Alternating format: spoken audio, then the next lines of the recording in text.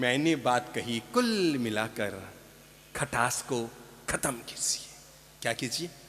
खटास को खत्म कीजिए। छोटा मोटा माहौल बन भी जाए ना, उसे प्रेम से, शांति से, मुस्कान से, आनंद से उसको मिटाने की, समेटने की कोशिश कीजिए। बात को जितना आप बढ़ाएंगे ना, वो बढ़ती जाएगी, और जितना आप समेटने की कोशिश करेंगे, इधर से सॉरी कह दो, इधर से सॉरी कह दो। देखो, अगर आप देख लो, आपके ऐसे कोई भाई भाई हैं जिनमें आपस में बोलचाल नहीं हो, गुस्से में आदमी पहला काम करता है, वैर की गांठ बांधता है। क्या करता है? गुस्से में आदमी सबसे बड़ी भूल करता है, बोलचाल बंद, आना जाना बंद। मैंने ऐसे ऐसे भाइयों को देखा है जो एक माँ के पेट से पैदा हुए, ट्विन्स पैदा हुए, पर आपस में बोलते नहीं, मिलते नहीं, एक दूसरे के यहाँ जाते नहीं, एक दूसरे के काम आते नहीं, केस मुकदमे कर रखे हैं छोटी छोटी बातों को लेकर। मेरे भाई, दुनिया में रहना कितना है? 4 दिन की जिंदगी है, 2 दिन बीत गई और 2 दिन बीत जाने वाले हैं। किसकी झकाड़ कर रहे हो? पैदा हुए थे ना धरती पर, तो माँ ने जो पहला कपड़ा पहनाया था उसका नाम क्या था? जबड़ा। क्या नाम था? लंगोट।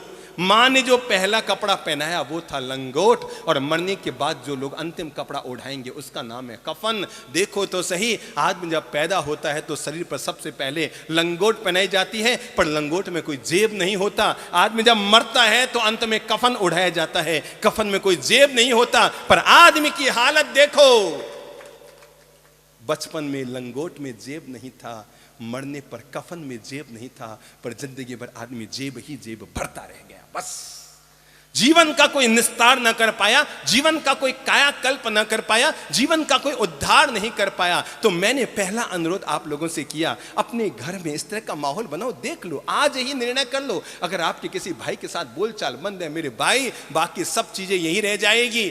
मुझे नहीं मालूम आप पत्नी से जितना प्रेम करते हैं वो प्रेम अगले जन्म तक जाएगा कि नहीं जाएगा, पर अगर आपने अपने सगे भाई से वैर की गांठ बांध रखी है, वो वैर की गांठ जन्म जन्मांतर तक आपका पीछा करती रहेगी, जन्म जन्मांतर तक आपको दुखी करती रहेगी, जन्म जन्मांतर तक आपकी जिंदगी में खटास घोलती रहेगी, जीवन में कांटे उगाती रहेगी, जीवन को नरक बनाती रहेगी। जन्म जन्मांतर तक उसका पीछा आपके साथ चलेगा। इसलिए आज विवेक है, आज सदगुरु का जीवन में साथ है, आज जीवन का पाठ पढ़ने को मिल रहा है, आज ही हम जीवन का फैसला कर सकते हैं। मेरी जिससे बोलचाल बंद है, देरानी से बोलचाल बंद है, मैं क्षमा मांगती हूं, मैं क्षमा करती हूं।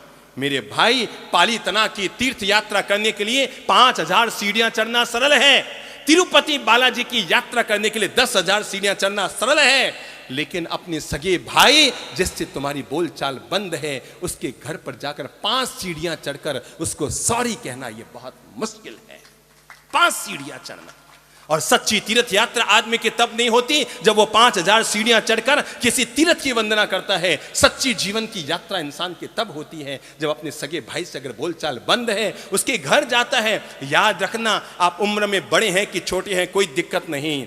और ये भी मत समझना कि अगर आप सॉरी कहते हैं तो इसका मतलब आप गलत हैं। पहली बात तो मैं अभी बता दूं पीछे बैठे भाइयों, अगर आप किसी को सॉरी कहते हैं तो इसका मतलब ये नहीं कि आप गलत हैं।